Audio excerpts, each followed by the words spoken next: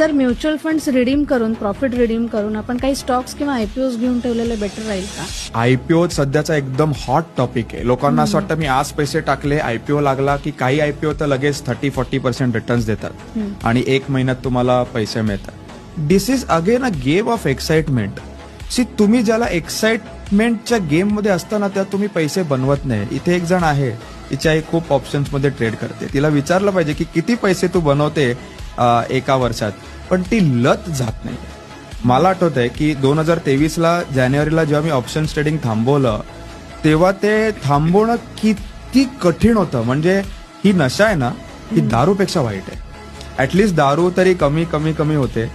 Options trading, आयपीओज किंवा या तत्सम गोष्टी ज्या आहेत एक्साइटमेंटवाल्या यांना थांबवणं खूप डिफिकल्ट आहे. Stay in the game, stay with mutual funds, 10 वर्ष थांबा, जनरेशनल वेल्थ क्रिएट करा.